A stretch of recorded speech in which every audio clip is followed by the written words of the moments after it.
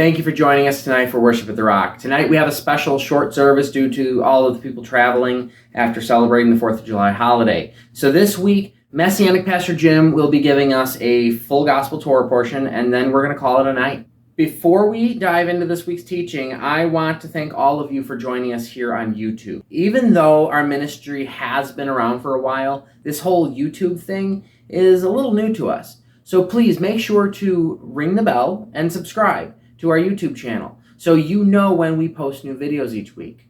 And watch some of our other videos that we already have out there. And now, please join us for our weekly full gospel Torah portions with Messianic Pastor Jim. Hey everybody, this is Pastor Jim with July 5th Torah Portion for Worship at the Rock. This is pre-recorded, so I hope you had a wonderful 4th of July weekend with your family and loved ones. This is portion number 39, and it's called Hakat, which means statutes. It's from Numbers 19 through Numbers 22, verse 1. The half-Torah is Judges 11, 1 through 33. And the gospel portion is John, from the book of John, 19, 38 through 42. So the Torah portion in Numbers covers a lot of stuff. It starts out speaking of the red heifer and the ashes of the red heifer and the blood of the red heifer that is sprinkled 7 times on the tabernacle, or the area, the place that they come before the Lord. The red heifer's ashes are used to cleanse, and then it goes on to speak about the storage of the ashes in a clean place so that it can be used for a period of time. Then it starts talking about uncleanness, that if you touch the body or go into the tent of someone that dies, that's dead, or touch a bone or a dead body that's killed by sword or just naturally dies, you're unclean for 7 days. So once you are cleansed from that uncleanness on the 7th day, you're clean. And it speaks of different statutes as to that. And then it moves on to talk about Moses having to strike the rock for water because everybody was upset because there wasn't anything to drink. And so Aaron and Moses call out before the Lord, and there's a rock there. And that rock tended to follow the Israelites around the mountain, but they strike the right rock twice, and they have water for themselves and their animals. So it must have been a lot of water coming out of that rock, but it just flowed out and took care of that need at that particular time. And Miriam passes away, and I think that was in Kadesh, and is buried. Now, we have to remember the sister of Moses, Miriam, watched as his little raft floats down the Nile River, and Moses is discovered by the princess of Egypt. And Miriam gets her mother to be the wet nurse for this baby, for the princess of Egypt. A lot of information there, but I heard one person talking about, well, Miriam was the first Israeli for praise and worship, because when they came through the sea on dry ground, that she took out her tambourine and started singing and praising God for getting them out of the Egyptians' hands and getting them free, walking through the dry land in between walls of water. The next portion in the Torah portion, the next section, has to do with Edom and Moab. Now, remember, Lot had two daughters that survived and ended up having a son by each of those daughters, and that became Edom and Moab. Well, they would not welcome Israel when they came out of Egypt, nor did they have anything to do with them. They just go away, stay away, don't walk through our land. And so the Israelites are having to walk around Moab and Edom. And so as they're doing that, they come up on the other side of Moab, and they're between Moab and the Ammonites. And this is a place called the Arnon. And so the king of the Ammonites decides, well, we're going to go out and fight them. So they go out, try to conquer them, capture a few of them, and then the Lord gave them into the hand of Moses. And so, right at that border, they had a fight on their hands. And Sihon, the king of the Ammonites, attacked them, and they were defeated. And they gave them like 20 villages or little towns to take over and live in. So Israel was living there. And they were camping in the plains of Moab after that. But before that happened, before they were just camping in the plains of Moab, the king of Bashan, and remember, Bashan is right there in the Golan Heights up by Syria, and that's where they have really good bulls, strong bulls, and the bulls of Bashan came in,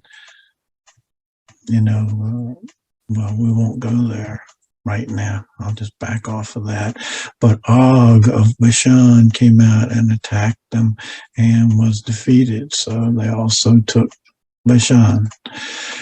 So we're going to find in the Haftorah that this story is revisited. But the Israelites were attacked and defended themselves and defeated their enemies that attacked them and took over the land, because the Lord God dispossessed them, meaning the Ammonites and a few of those Moabites that did decide to attack. So we go on to Judges 11, 1 through 33, and it starts out with Jephthah, the Gideonite, was driven out by his brothers because they were half brothers and he had a different mother than them. So they drove him out of town, and he went to live in a place called Tob, T-O-B. Long and short of it, the Ammonites came against the Gideonites and started attacking them, and they send ambassadors to Jephthah, and Jephthah says, why are you calling me back? You ran me out of Dodge. You kicked me out of town. And they said, oh, we're calling on you to be our leader. And he says, if I'm going to be your leader, you're going to have to, let me back in and reinstate me. So basically they do. And the Ammonites, he sends them a messenger and says, why are you attacking me? And the Ammonites say, because 300 years ago, it's like, wow, 300 years? 300 years ago, you took over some of our land from the Arnon on, and we want it back. Return that land to us. And Jephthah says, well, your God didn't possess that land for you, did he, huh? But our God, the Most High God, possess the land for us. So it's not right that you would get it back after 300 years.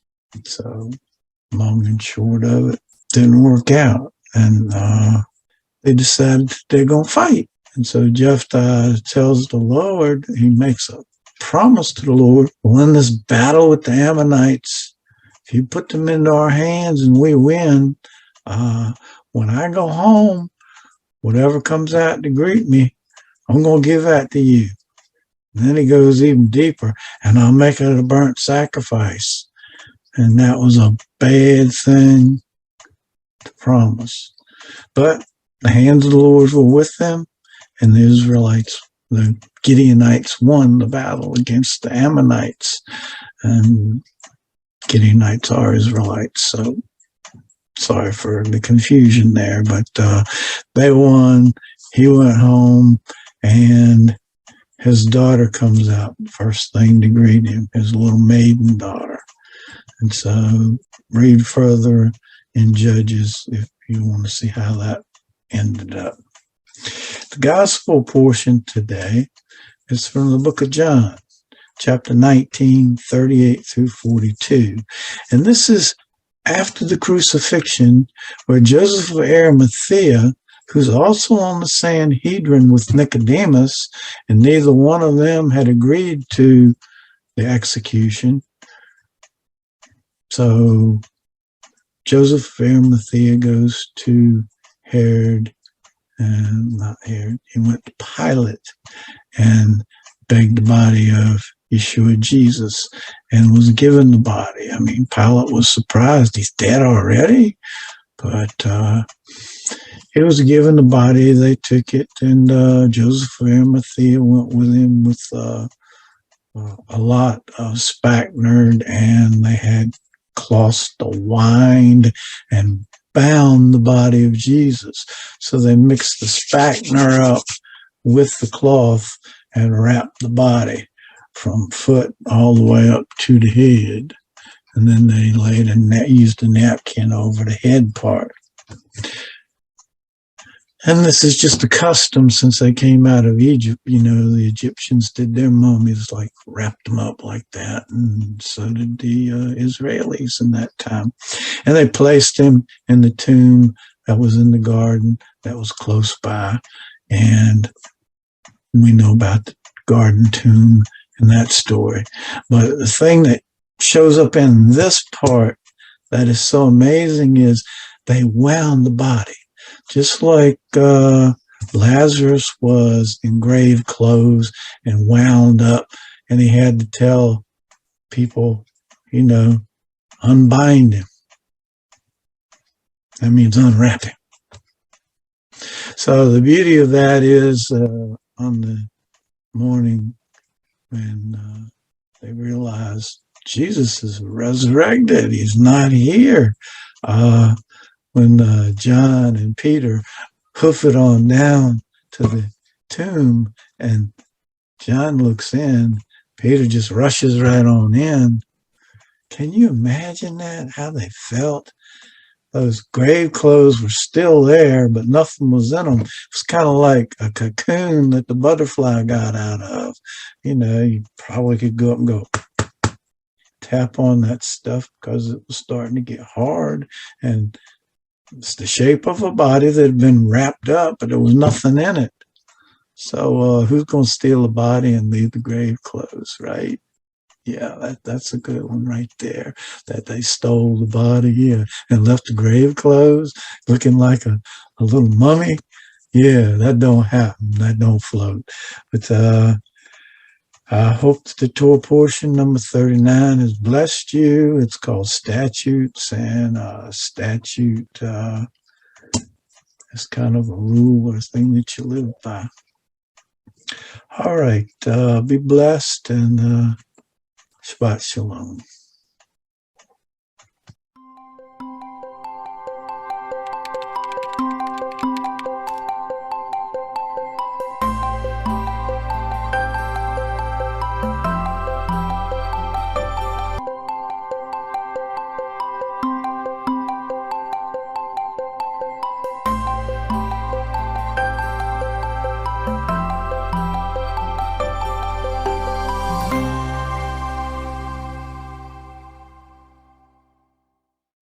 Thank you for taking time out of your busy schedule to dive a little deeper into the Bible with us this week. We pray that you have been blessed and hope that you ring the bell and subscribe to our channel. And don't forget to check in next week for another amazing time of teaching. Oh yeah, and speaking of next week, I, Pastor John, will be giving the full Gospel Torah portion. Robert Jessica will be giving the Word portion, and Messianic Pastor Jim will be delivering our teaching for the night. We want to thank all of our friends and partners for your prayers and financial support. The best way to give is to simply click the link in the video description below and follow the steps. What we sow today comes back in our tomorrow as an amazing harvest. We appreciate your kindness toward the ministry. Your prayers and financial support empower us to keep making a difference in our world. So thank you. Until next week, friends, Shabbat and Shalom.